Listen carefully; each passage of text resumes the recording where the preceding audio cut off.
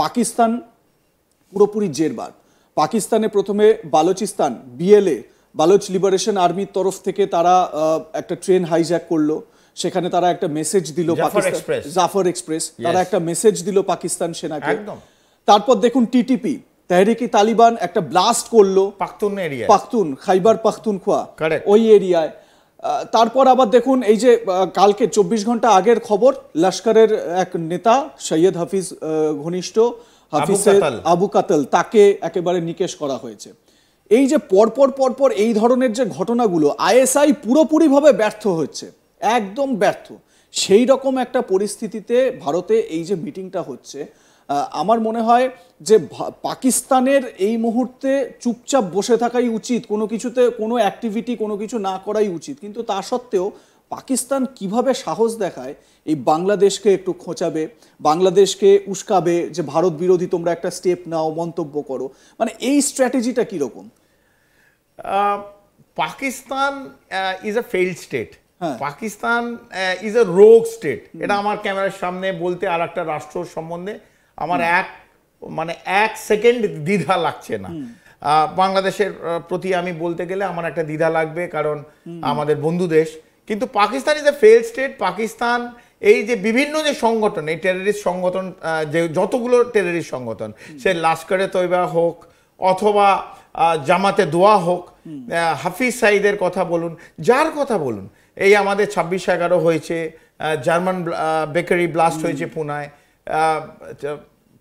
আমাদের জম্মু অ্যান্ড কাশ্মীরে 1989 till date multiple such activity.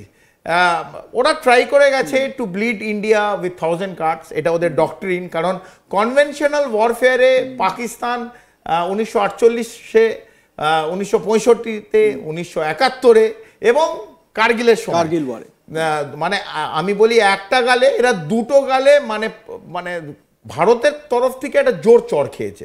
তো কনভেনশনাল ওয়ারফেয়ারে পাকিস্তান আর যাবে না। তো এইগুলোর মাধ্যম দিয়ে ওরা চেষ্টা করেছে অনেক। তাই আজকে মানে একটা circle we come through a full whole circle.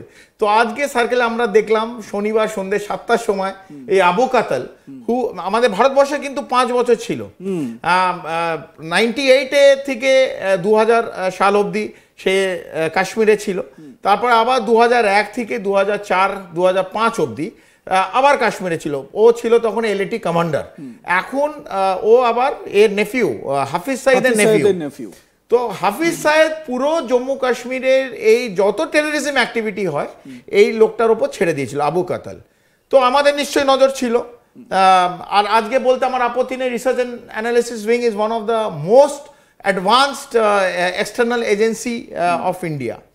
Abu কাতলকে কে মেরেছে না মেরেছে আমি কোনো, আবু কাতলকে সন্ধেবেলা শনিবার 7টার সময় একটা মিটিং করে, যেখানে পাকিস্তানের কিছু সামরিক বাহিনীর আইএসআইর অফিসার ওখানে যুক্ত ছিল, তারা কি প্ল্যান করেছিল ভারতের জন্য না বাংলাদেশের জন্য আমি বলতে পারবো না, তবে একটা তার প্ল্যানিং চলছিল। সেই মিটিংয়ের পর যখন এই আবু কাতল জার্নি শুরু করেছিল তার একটা গাড়িতে, সেখানে দুটো পাক আর্মির প্যারামিলিটারি ফোর্সের দুটো সৈনিক ছিল যারা গার্ড দিচ্ছিল, তারপর 8খানা আরও গাড়ি ছিল।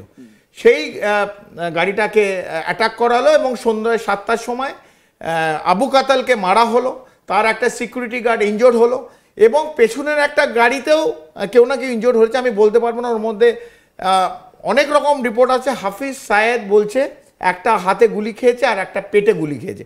এটা it is not a confirmed, but আমরা এটা শুনেছি। সে এখন রাওয়ালপিন্ডি মিলিটারি হসপিটালে আন্ডার মেডিকেল সুপারভিশন আছে। তবে কনফার্ম নিউজ, আবু কাতল ইজ ডেড। তো এইভাবে আননোন পিপল, ধরুন এই বিগত 6-7-8 মাসের মধ্যে 35 জন এবং আবু কাতলের মতন লোককে কিন্তু আননোন পিপল হ্যাভ কিল্ড, যারা ভারতের ওপর কোনো এক সময় প্রত্যাঘাত আঘাত সাধারণ নাগরিককে তারা মেরেছিল। এই আবু কাতল 9 জুন 2024 রিয়াসিতে, আপনার যদি মনে থাকে, জম্মু কাশ্মীর থেকে ওরা একটা মন্দির গেছিল, ওখানে একটা টুকরি মন্দির বলে আছে, সেখান থেকে যখন বাসটা ফেরত আসছিল ওখানে 9 জনকে কিন্তু এরই প্ল্যান মাস্টার মাইন্ড হচ্ছে আবু কাতল, 9 জনকে মেরেছিল। তার মধ্যে একটা 9 বছরের ছোট বাচ্চা ছিল, 4 জন মহিলা ছিল এবং বাকিরা মানুষরা ছিল। তাদের মেরেছিল এই আবু কাতাল। তার আগে রাজৌরিতে একটা হয়েছিল 2023-এ। আবু কাতাল অথবা পাকিস্তান আইএসআই অনেক রকম প্ল্যান করতে পারে, করতে থাকুক, কিন্তু আপনার এই পাকিস্তানের ভূমিতে এই আবু কাতাল মতন লোককে কেউ না কেউ এসে তাদেরও মেরে দিয়ে যাচ্ছে, এটা মনে রাখতে হবে আইএসআইকে। ইন্টেলিজেন্স মিট হচ্ছে, অজিত ডোভাল চেয়ার করছেন। আপনার কাছে আমার যেটা প্রথম প্রশ্ন, একজন মানে সাংবাদিক হিসেবে এবং এই বিষয়গুলো দেখার নিরিখে, কয়েক বছর আগে পর্যন্ত 2014-র আগেও যদি আমরা চলে যাই তাহলে দেখা যেত যে এই ধরনের মিটিং তো হতোই, কিন্তু ইউরোপের কোনো দেশে, আমেরিকায় বা অন্য কোনো প্রভাবশালী দেশে, কিন্তু সিনারিওটা পুরোপুরি চেঞ্জ হয়ে গেছে। ভারতে এই গুরুত্বপূর্ণ মিটিং হচ্ছে এবং ভারতের যিনি ন্যাশনাল সিকিউরিটি অ্যাডভাইজার তিনি এটাকে চেয়ার করছেন।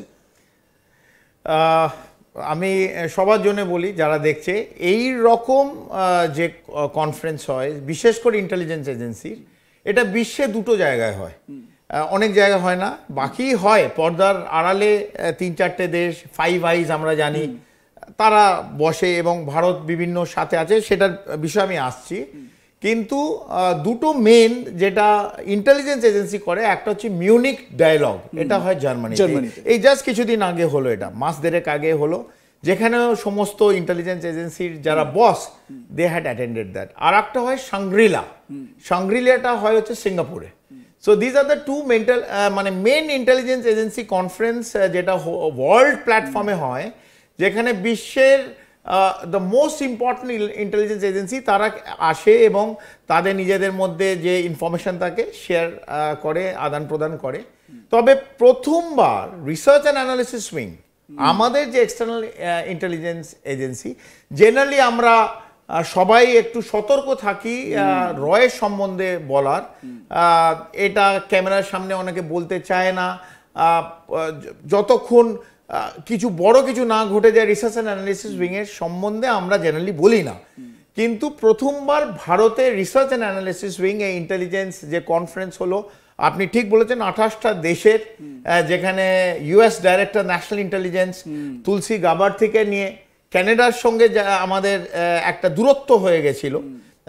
আপনারা প্রত্যেকে জানেন নিজার কিলিং নিয়ে খালিস্তানে আমাদের একটা ওখান থেকে অ্যাম্বাসেডারকে পাঠায়, আমরাও এখান থেকে পাঠিয়ে দিই, তো একটা দূরত্ব হয়েছিল। তাদের ইন্টেলিজেন্স বস MI6 মোসাদ থেকে নিয়ে গিয়ে Germany, east European countries, west European countries এবং south east Asia, China of course নয়, পাকিস্তান নয়, মিডল ইস্টের অনেক দেশ নয়, এরা সমস্ত দিল্লিতে গতকাল একটা কনফারেন্স হয়েছিল, যেটা national security adviser mister Doval তার নেতৃত্বে তিনি চেয়ার করেছিলেন।